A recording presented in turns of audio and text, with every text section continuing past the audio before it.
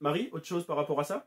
Si on reste sur le sujet ou est-ce qu'on passe à autre chose? Comment... Non, mais alors écoute, moi, à titre perso, j'ai fait les valeurs avec ma fille après le stage en rentrant. D'accord. Mais vraiment de manière, parce que comme je disais, je l'avais déjà fait, enfin, on avait abordé le sujet, mais de manière très informelle et sans dire, bon, bah là, voilà, tu t'adresses, entre guillemets, à la thérapeute. Donc, c'était vraiment dans un dialogue merci. Okay. Et donc là, effectivement, je lui ai proposé de le faire et de lui apporter des outils si elle le souhaitait. Donc, elle m'a dit, bon, bah allez, ok, vraiment, ça m'intéresse, on le fait. Donc, on a travaillé sur ces valeurs. Et là, elle me disait, avant-hier, en allant balader ensemble, elle me dit, maman, ça m'a tellement aidée, ça m'a permis de reprendre confiance en moi, de voir effectivement quels étaient mes atouts, qu'elle ne voyait plus, en fait, qu'elle avait un peu occulté, ou elle était restée figée sur certains aspects négatifs, parce qu'en général, on voit quand même plus souvent le négatif que ce qu'on a de bon en nous. Mm-hmm. Et donc, de remettre toutes ces valeurs en lumière, ça lui a vraiment fait énormément de bien. Et elle me dit, je me sens tellement plus sereine d'avoir vu tout ça et d'avoir pu classifier, comprendre un peu son fonctionnement. En fait, c'est ce qu'on disait pendant le stage, c'est cette lumière qu'on apporte sur notre mode de fonctionnement. Mm-hmm. Et où elle me disait, mais vraiment, ça a été hyper bénéfique. Là, elle est en pleine période de recherche d'emploi et donc elle me dit, je me sens d'attaque, je me sens posée pour atteler là-dedans et je me sens authentique. Voilà, je me sens moi-même et prête à donner qui je suis. Wow. Donc, j'étais super contente. Ah bah ouais. Bravo. Ouais, les valeurs, c'est vraiment un des exercices clés quand vous voyez un client. Quand vous arrivez à ce niveau-là, vous pouvez le faire soit des fois en première séance ou en 2 ou 3 séances, en deuxième ou troisième séance. C'est quelque chose vraiment qui a un impact absolument énorme chez les gens. Ouais. De remettre ça en lumière. Vas-y Marie, ouais. Vas-y. J'ai été très étonnée par contre de la vitesse à laquelle elle l'a fait, parce que c'est vrai qu'en stage, donc nous les femmes, on mettait quand même un peu plus de temps que les hommes, ce que disait donc Johanna tout à l'heure. Effectivement, un homme a une manière beaucoup plus rapide, condensée d'aller vers les infos, alors que nous, en tant que femmes, on y va un peu de manière plus détournée, plus réfléchie, et alors ma fille, elle t'a fait ça, clac, hop, ça y est, c'est classé, c'est non, mais je t'assure, c'est ça, ok, tu peux m'expliquer, non, mais là, oui, et puis un raisonnement hyper clair, hyper posé, ça m'a impressionnée. Donc, ouais, comme quoi, effectivement, on s'adapte à la nature de la personne en face de nous. Et c'est parfait comme ça vient, quoi. Ouais. C'est intéressant parce que tu vois, là, ce que nous dit Marie, c'est en même temps sa fille, ça lui a fait beaucoup de bien, ça lui a permis d'être authentique, se réaligner et mettre de la lumière dessus. Alors que ce qu'elle a vu dans la séance, c'est que ça avait l'air d'être clair pour elle. Mais c'est clair sans être clair. Oui. Parce que si on n'avait pas fait l'exercice, alors que elle savait clairement quelles étaient ses valeurs, etc., qu'elle n'a pas eu de problème pour les définir, pour les mettre en ordre, etc., mais pour elle, ça ne l'était pas. Et donc le simple fait de l'avoir verbalisé et de l'avoir mis en lumière avec le thérapeute ou avec sa mère, dans ce cas-là, lui a permis de réellement l'intégrer et de voir là où elle se positionnait par rapport à ça, d'où les bénéfices qu'elle a reçus derrière. Et donc même si on pense que quelqu'un se dit bah tiens j'ai pas de problème ou ça c'est clair ou ça c'est...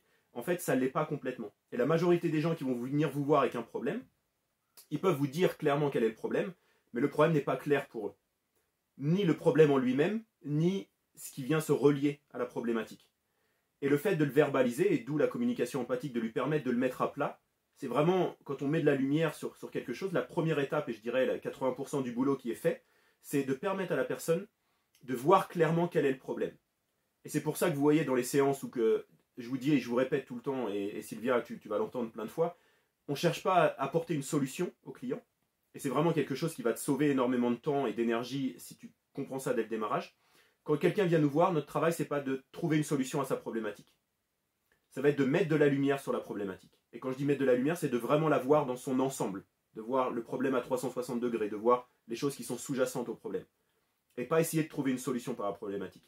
Parce que quand les gens viennent nous voir et nous parlent d'un problème, en fait, ils ne sont pas clairs avec quel est le problème, parce que s'ils étaient clairs avec quel était le problème, ils n'auraient pas besoin de nous pour les accompagner.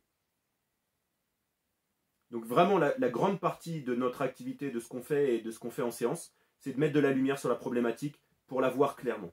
Et déjà, quand on a fait ça, on a apporté 80%, 90% de la solution. D'où ce que nous dit Marie avec sa fille. J'ai mis les valeurs en lumière, elle les avait clairement, mais elle est repartie, elle est centrée, elle est alignée, et elle est sereine par rapport à ça parce qu'elle a mis tout ça en lumière. Même si c'était déjà dans sa tête, c'était pas posé, c'était pas clair. Oui, puis elle me parlait vraiment du coup de retour d'une certaine estime d'elle-même qu'elle avait plus ou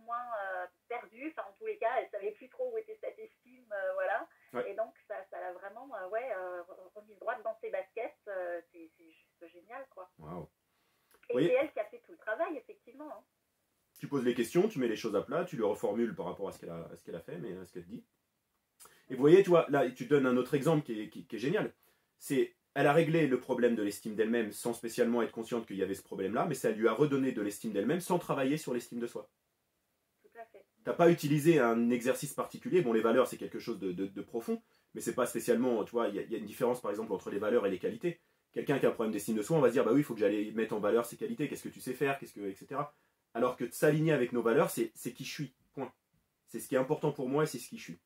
Et donc, l'estime de soi vient se mettre automatiquement parce que c'est moi. Je m'accepte tel que je suis. Le thérapeute m'a permis de m'accepter, de mettre ça à plat. Je suis conscient de qui je suis.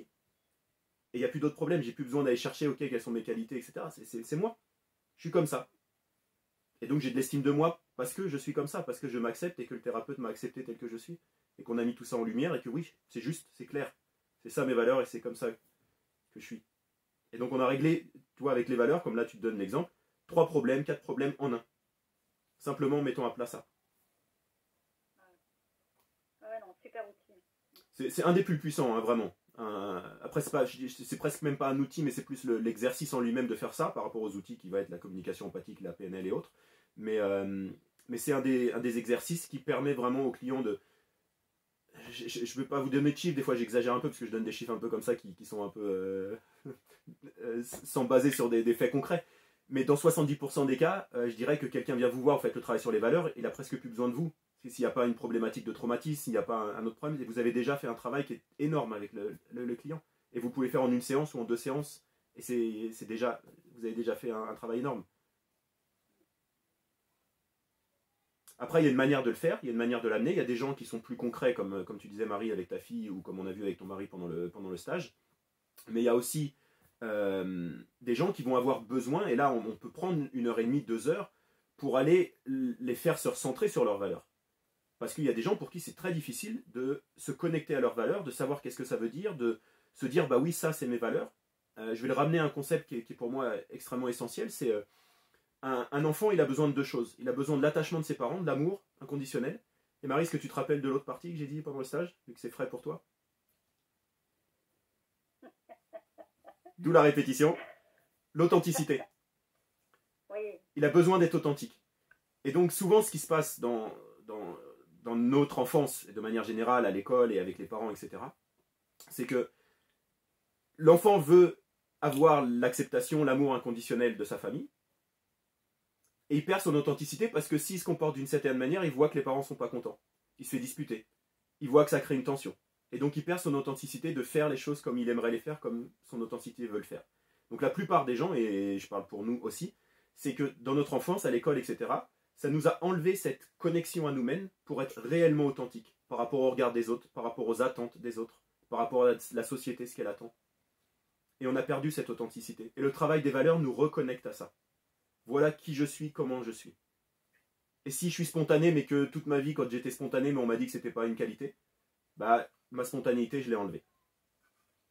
Si nous disait tout à l'heure, c'est important pour moi qu'il y ait du changement, qu'il y ait de la variété, que les choses elles bougent. Bah si au travail on m'a dit que c'était pas bon, si mes parents aussi à l'école on m'a dit bah faut que tu te concentres sur un truc, bah cette spontanéité ou cette variété de changer, de faire les choses, que les choses bougent, disparaît et on n'est plus connecté à ça. D'où ce travail extrêmement important des valeurs qui permet de se reconnecter avec notre authenticité. Ou d'autres exemples, comme tu l'as vu Marie, par exemple, là, vu que c'est frais, je parle de ça, d'une relation avec quelqu'un qui est problématique parce qu'on n'est pas authentique avec cette personne, avec quels sont nos besoins, je ne suis pas authentique avec mon besoin et je n'écoute pas mon besoin, donc je me comporte d'une autre manière avec l'autre, je suis plus authentique parce que je pense que l'autre ça va pas lui plaire, je pense que ça va être une problématique et donc je suis plus connecté avec moi-même. Et donc je suis plus aligné. Si tu parlais tout à l'heure d'être aligné, tu vois, de pouvoir être aligné dans les relations, bah c'est ça, c'est d'être complètement authentique avec soi, que ce soit nos valeurs, que ce soit nos besoins. Il y a vraiment deux aspects à ça. Parce qu'on peut avoir des valeurs importantes et on peut avoir des besoins à certains moments qui ne sont pas alignés. Et donc on n'est plus authentique avec nous-mêmes et on est désaligné, on ne peut pas se sentir bien dans ce cas-là. C'est vraiment des expériences comme ça, c'est pour ça que je l'insiste et je le mets plusieurs fois dans la formation, de vous entraîner, que ce soit avec des séances formelles, des séances informelles, des gens que vous connaissez, des gens que vous ne connaissez pas, parce qu'en fait, à chaque fois que vous allez utiliser un outil ou que vous allez faire une séance avec quelqu'un et que vous allez voir que vous avez fait telle chose et qu'il s'est passé tel résultat, mais en fait vous êtes tellement convaincu avec vous-même que vous pouvez le faire et que vous avez utilisé tel outil et qu'il est puissant, que bah, vous pouvez très rapidement savoir que demain vous pouvez exercer de manière professionnelle sans vous poser de questions parce que vous savez comment utiliser l'outil, comment utiliser les outils, vous savez qu'ils sont efficaces sur les gens. Vous n'avez plus de questions à vous poser, il y a plus. Tu vois, c'est sur cette notion par exemple de confiance en soi, c'est quoi la confiance en soi? C'est ça. C'est quelles sont mes valeurs, qui je suis, ou qu'est-ce que je sais faire et qu'est-ce que je sais pas faire. Et puis comment est-ce que je le mets en pratique. Tu vois, moi j'ai pas confiance en moi, je peux dire par exemple pour dessiner, je dessine comme un cochon, j'ai jamais réussi à écrire proprement. Bon, on peut dire que je n'ai pas confiance en moi en ça, mais c'est quoi? C'est juste, j'ai pas cette capacité de faire telle chose. Là aujourd'hui, si vous utilisez un outil, vous l'avez utilisé plusieurs fois, et puis vous voyez qu'il est efficace, vous avez votre confiance en vous en tant que thérapeute. Parce que voilà, j'ai les outils, je les ai mis en pratique, j'ai vu que c'était efficace. Qu'est-ce que vous avez besoin de plus? Johanna, à la dernier webinaire, tu disais que tu n'étais pas thérapeute. Tu es thérapeute aujourd'hui ou tu n'es pas thérapeute?